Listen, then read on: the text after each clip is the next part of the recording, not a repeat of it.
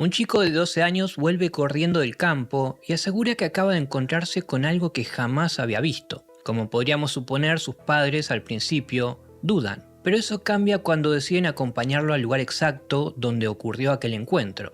Allí, sobre la tierra, aparecen huellas pequeñas y 4 marcas colocadas a distancias regulares. Desde ese momento, el caso empieza a llamar la atención de la Guardia Civil y de la prensa. Hoy vamos a reconstruir qué ocurrió en Villares del Saz, en España. Les doy la bienvenida. Yo soy Paul y esto es Historias Oscuras.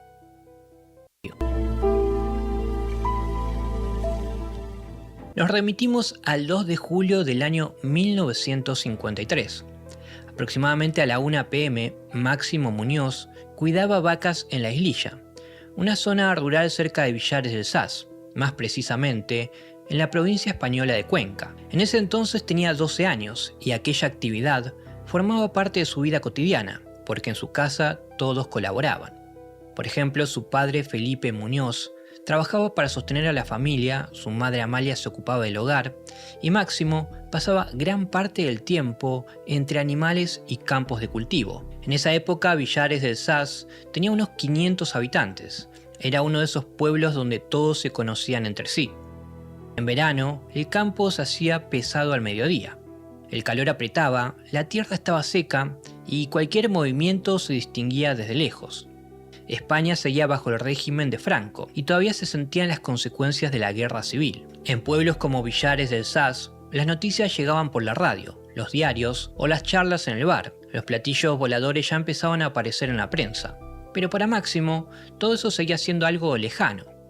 Por eso, cuando intentó explicar lo que había visto en el campo, usó una comparación mucho más cercana a su vida. Dijo que parecía una vasija. El incidente comenzó con un sonido que venía de sus espaldas. Era un zumbido suave parecido al ruido de un globo grande cuando pierde aire. Máximo se dio vuelta y encontró un objeto apoyado sobre la tierra, apenas a unos 2 o 3 metros de donde estaba él. Tenía una superficie metálica y brillante, una forma redondeada y una altura cercana al 1,5 metros.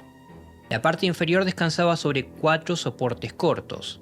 Además, a plena luz del día, el chico podía distinguir esos detalles con claridad. Al principio el chico no sintió miedo, de hecho se acercó para observar mejor. Describió que el aparato tenía una abertura en la parte de arriba, como una especie de trampilla, pero mientras él se acercaba a esa compuerta, esta se abrió y del interior comenzaron a salir 3 seres. Eran bastante bajos, de aproximadamente 60 centímetros y tenían cuerpos delgados. El color de su piel era similar al amarillo y tenían ojos estrechos y rasgados. El niño los describiría con rasgos orientales. Estaban vestidos con mamelucos azules ajustados al cuerpo. También tenían una especie de gorras chatas con visera y mostraban una insignia en uno de los brazos que él no pudo identificar. El conjunto recordaba la vestimenta de una tripulación. Estos 3 humanoides descendieron dando pequeños saltos, algo que me recordó muchísimo al caso que tocamos hace poco en este canal.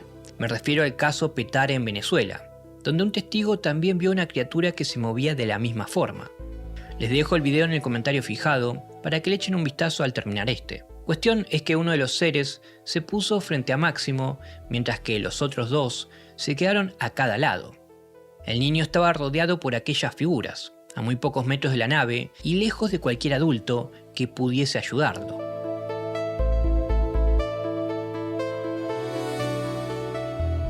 La secuencia se puso más densa cuando el ser que estaba frente a él empezó a hablarle. Este pronunció una serie de palabras rápidas en una lengua que Máximo jamás había escuchado. Años después, diría que la entonación le recordaba vagamente al francés, aunque en ese momento solo percibió sonidos imposibles de entender. La figura esperó una respuesta, pero Máximo permaneció totalmente quieto, mirándolo sin saber qué hacer. Es ahí cuando el ser levantó una mano y le dio una palmada suave en la mejilla. El contacto duró un instante. El chico recordaría aquella mano por su temperatura y su brillo. Estaba helada y parecía cubierta por un metal reluciente. La palmada tuvo algo de familiar, como si fuese el gesto de un adulto que intenta tranquilizar a un chico. Pero llegó de una criatura que medía menos de 1 metro y acababa de salir de una máquina posada en el medio del campo. Después de la palmada, Los tres se dieron vuelta y regresaron hacia el aparato con esos mismos saltos livianos. Fueron entrando uno detrás del otro por la abertura superior y apenas el último desapareció, la compuerta se cerró. Entonces la nave empezó a brillar con más intensidad. El zumbido volvió a escucharse y el aparato se elevó de golpe, derecho hacia el cielo, hasta perderse totalmente de vista. Desde que Máximo los vio salir hasta que desaparecieron, habrían pasado apenas unos minutos. El chico se quedó junto a las vacas sin saber qué pensar, y recién ahí el miedo apareció de golpe. Se fue corriendo hasta su casa y dejó atrás el lugar del encuentro. Cuando llegó al pueblo estaba pálido, lloraba y apenas podía ordenar las palabras. Amalia fue la primera en escucharlo. Máximo llegó llorando y le contó que había visto una especie de vasija metálica, que de adentro habían salido 3 hombres muy chicos y que uno de ellos le había tocado la cara con una mano helada. Al principio, tanto ella como Felipe pensaron que podía haberse asustado con algo, o que el calor le había afectado a tal punto de tener alucinaciones, pero Máximo seguía temblando, y cada vez que volvía a contar lo ocurrido, repetía los mismos detalles. Al verlo así, Felipe lo tomó en serio y decidió llevarlo hasta la Guardia Civil para que fueran a revisar el lugar. En el puesto de la Guardia Civil de Honrubia, el chico volvió a contar lo que había visto y después los guió hasta la islilla. Cuando llegaron al lugar, encontraron algo que le daba credibilidad a su relato. Sobre la tierra habían quedado varias marcas. Eran pequeñas huellas redondas y 4 hendiduras rectangulares, ubicadas a distancias regulares. Estas últimas medían unos 5 centímetros por 2,5 y estaban separadas por cerca de 36 centímetros, formando un cuadrado justo donde Máximo decía que había descansado el aparato.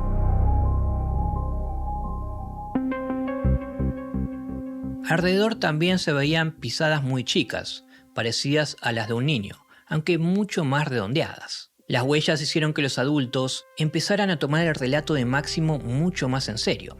Hasta ese momento se podía pensar que el chico se había confundido o que el miedo de algo que vio le hizo inventar cosas. Los guardias habrían sacado moldes de yeso para conservarlas, aunque lamentablemente con el tiempo se perdió todo rastro de ellos. Como era de esperar, el relato del niño llegó al pueblo con rapidez y durante las horas siguientes los vecinos y curiosos se acercaron al lugar. Algunos incluso aceptaban la versión de que el chico había visto algo extraño, pero otros buscaban una explicación más lógica y racional. En Villares empezaban a hablar de todo tipo de hipótesis, desde un globo, pasando por un arma secreta y obviamente seres de otros mundos. Pero toda esta tensión hizo que el padre de Máximo empezara a preocuparse. Su intención había sido entender qué había visto su hijo, pero la visita de las autoridades al lugar convirtió todo el asunto en una noticia sensacionalista. Cuando el periodista Jesús Sotos se acercó a la familia, Felipe le dijo que si alguien debía ir a la cárcel, prefería ocupar el lugar de Máximo porque el chico era menor de edad.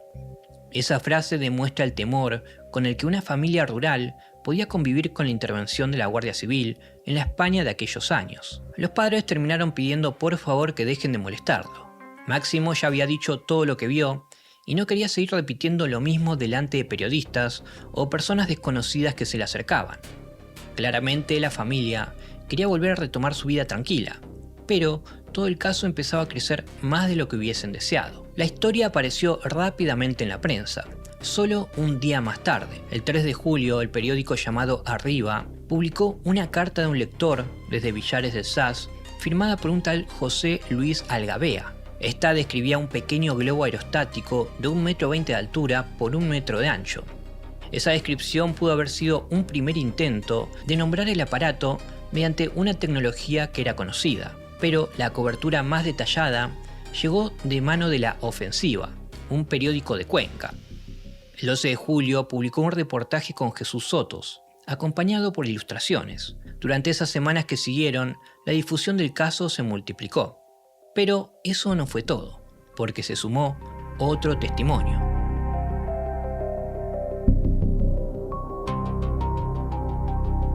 El testigo era Crescencio Atienza Martínez, un miembro de la Guardia Civil destinado en Honrubia. El hombre afirmó haber visto un objeto plateado cruzando el cielo a toda velocidad por aquella zona. Según su testimonio, vio una especie de figura cilíndrica o más bien ovalada que avanzaba sin dejar estela rumbo al noreste. Atienza había realizado su observación cerca de la fecha del encuentro, así que la cercanía entre ambos hechos nos lleva a pensar que pudo haber visto la misma nave alejándose de Villares del Saz.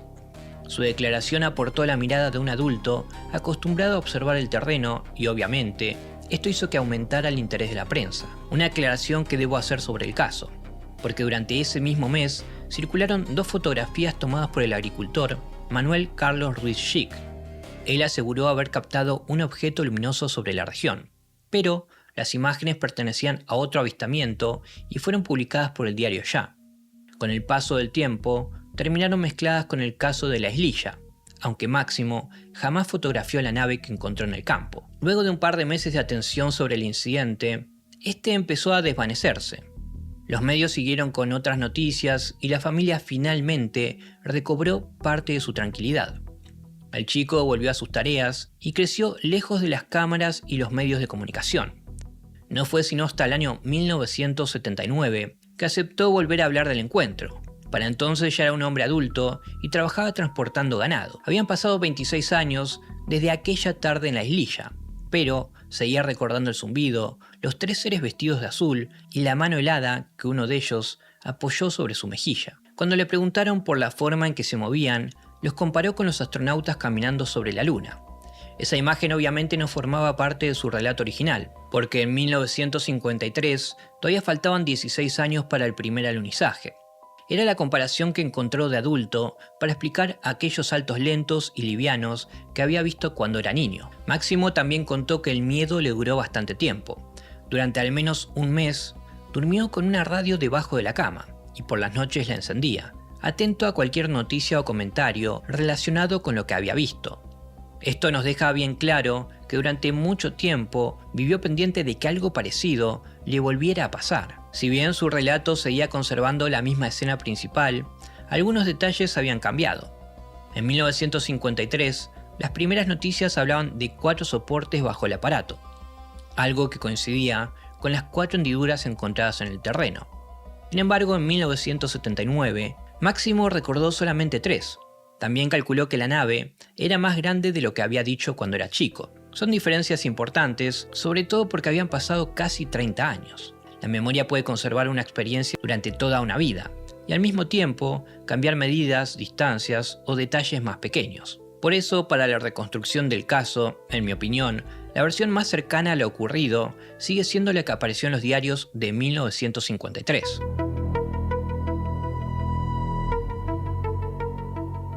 Como mencioné antes, lamentablemente los supuestos moldes de yeso desaparecieron y tampoco se conoce un informe oficial de la Guardia Civil donde hayan quedado registradas las medidas y la distribución exacta de las huellas. Con lo que sobrevivió, cualquier hipótesis que intente explicar el caso termina chocando con alguna parte del mismo. Por ejemplo, la explicación del globo.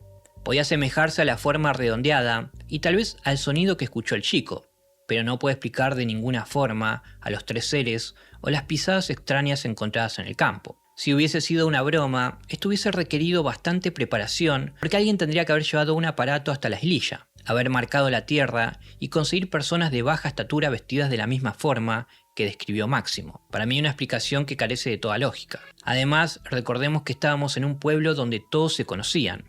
Cuesta entender cómo semejante montaje habría podido mantenerse en secreto durante tantas décadas. Otra hipótesis que podemos mencionar podría ser la confusión. La edad del chico tal vez hizo que tuviese una mala interpretación de lo que tenía delante. A eso, si le sumamos el miedo, podría haber hecho que las dimensiones y la duración de lo que pasó se alteraran. Pero hay que tener en cuenta que Máximo llevó a los adultos hasta el lugar del encuentro, y ahí había marcas que coincidían con parte de su relato. Bueno, y vamos a la explicación ufológica que al fin y al cabo por eso estamos aquí.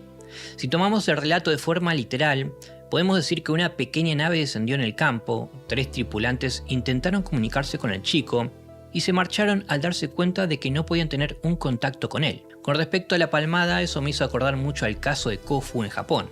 Hace unos días publiqué ese caso en mi canal principal. Se los dejo en el comentario fijado por si no lo vieron. Pero básicamente lo que cuenta el caso es que 2 niños encuentran en un viñedo una nave extraña y de ella baja un humanoide. Este se acerca a uno de los chicos y lo toca en el hombro. Es un detalle por demás extraño, y que se asemeja a este caso, solo que el de Japón sucedió en los años 70, décadas después del que estamos tratando ahora. Pero ¿qué explicación podemos darle a esa palmada? ¿Pudo haber sido un saludo o una manera de tranquilizarlo? También se me ocurre que pudo ser algo completamente distinto que Máximo interpretó mediante un gesto conocido. No sé, por ejemplo una forma de intimidación o decirle mirá que somos reales, salí de acá. Es vital mencionar que este caso sucedió antes de que una gran oleada de avistamientos en España iniciara ya por el año 1954. Lo traigo a colación porque cuando sucedió lo de Máximo, los encuentros con humanoides no eran tan conocidos por el público en general. Y eso hace que el caso de Villares del Saz, en mi opinión, sea uno de los primeros relatos españoles donde un testigo aseguró haber visto un aparato en tierra, a sus ocupantes y además haber tenido un contacto físico con uno de ellos. El caso me sigue pareciendo fuerte porque apareció en la prensa solo pocos días después. La Guardia Civil encontró marcas en el lugar y uno de sus agentes aseguró haber visto un objeto plateado pasando por la zona. El incidente duró muy poco, pero Máximo cargó durante años con el recuerdo de aquella mano helada.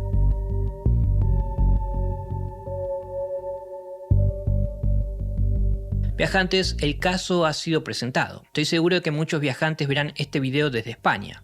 Como siempre, los invito a enriquecer el caso con información que posean y que yo no haya mencionado. Como bonus track, si quieren empaparse del caso, les puedo recomendar un libro llamado OVNIs, el fenómeno del aterrizaje, del autor Vicente Juan Ballesteros Olmos, publicado en el año 78. Este libro tiene un capítulo completo dedicado al caso que les narré, llamado Los hombrecillos de Villares del Saz. Vicente reconstruye el caso usando los artículos publicados por Ofensiva en 1953 y suma una visita personal que realizó al pueblo en 1967, donde habló con los padres de Máximo. Iniciemos el debate. Les dejo dos preguntas. ¿Qué tiene más importancia para ustedes? ¿Las huellas halladas por la Guardia Civil o las contradicciones posteriores sobre el tamaño y los soportes de la nave? ¿Cómo interpretan la palmada en la mejilla? ¿Un saludo, una advertencia o una forma de comprobar la reacción de Máximo? Los leo.